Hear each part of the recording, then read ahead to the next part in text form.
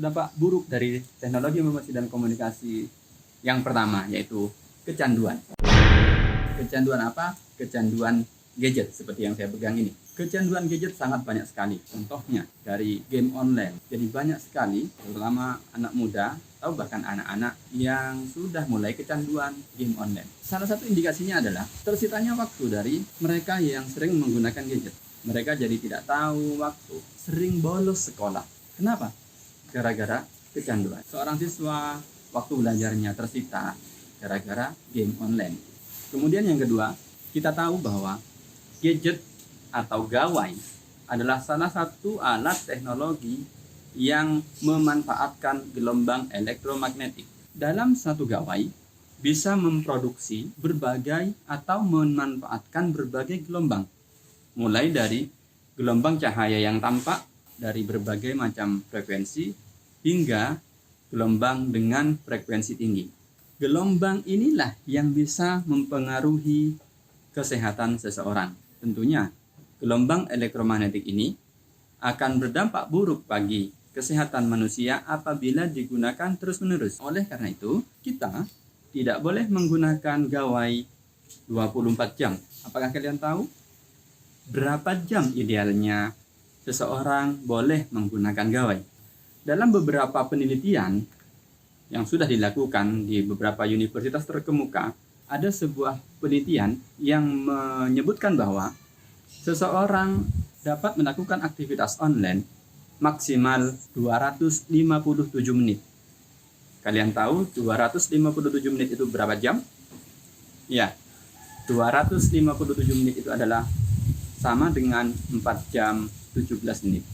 Jadi, manusia idealnya maksimal atau paling lama menggunakan gawai 4 jam 17 menit. Bagaimana kalau lebih dari itu? Dalam penelitian tersebut disebutkan bahwa jika manusia menggunakan gawai lebih dari 4 jam 17 menit, maka itu dapat mempengaruhi kinerja otak.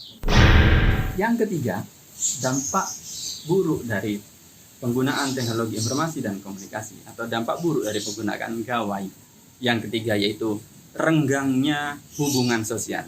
Renggangnya interaksi sosial dalam kehidupan nyata. Apa maksudnya? Dengan gawai kita bisa menghubungi orang yang sangat jauh, bisa berinteraksi dengan orang yang jauh di sana. Tetapi akibatnya kita mengabaikan orang yang dekat. Contoh kecil yang sering kita temui. Kalian sering melihat banyak teman-teman kalian, banyak anak muda, banyak anak-anak yang berkumpul dalam satu tempat. Tetapi apa yang mereka kerjakan?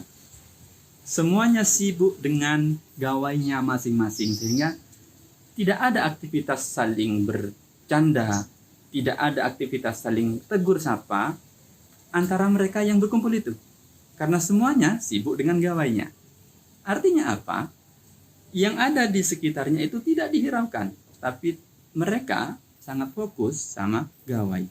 Dampak buruk yang berikutnya, yang nomor 4, apa itu?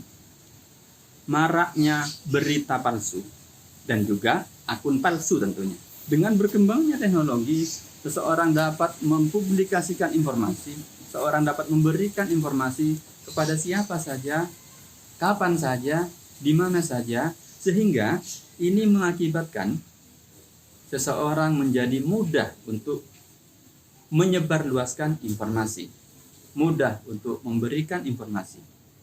Nah, parahnya dari banyak pengguna teknologi informasi dan komunikasi, ada oknum-oknum atau ada pengguna yang tidak bertanggung jawab, sehingga banyak oknum yang menyebarkan atau membuat informasi palsu atau dikenal dengan istilah hoax. Apa itu?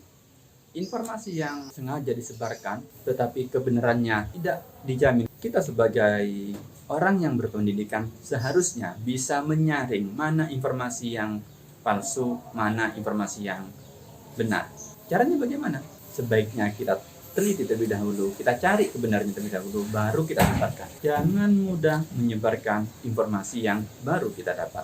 Selanjutnya, dampak buruk yang kelima yaitu konten dewasa. Kita tahu internet atau teknologi informasi dan komunikasi, pada khususnya internet, itu sangat banyak sekali konten-konten dewasa. Konten dewasa ini bisa berupa foto, bisa berupa video. Ini adalah salah satu dampak buruk bagi pengguna teknologi informasi dan komunikasi, terutama anak-anak di bawah umur. Kebebasan mengakses informasi di internet harus kita batasi, harus kita filter. Kenapa? Agar kita tidak terjerumus jadi penggunaan teknologi informasi dan komunikasi yang sangat bebas di internet membuat peluang bagi siapa saja yang menggunakannya masuk ke dalam dunia pornografi. Kita sendiri yang harus mencegahnya. Kita tidak boleh asal klik, biasakan membaca. Baca dulu apa yang akan kita tekan, tombol apa itu. Sekiranya tombol itu tidak kita ketahui arahnya kemana, sebaiknya tidak kita klik. Hati-hatilah, karena saat ini kita semua bisa dikenakan Undang-Undang ITE, Undang-Undang Informasi dan Transaksi Elektronik. Undang-Undang ITE ini sudah diberlakukan sejak 21 April tahun 2008. Jadi, semua pelanggaran terkait dengan informasi dan transaksi elektronik dapat diproses secara hukum. Terima kasih. Inilah pertemuan keempat. Sampai di sini dulu. Terima kasih. Jangan lupa like dan subscribe channel ini. Sampai jumpa di pertemuan kelima bersama saya Guru IT Ahmad Muyasir. Assalamualaikum warahmatullahi wabarakatuh.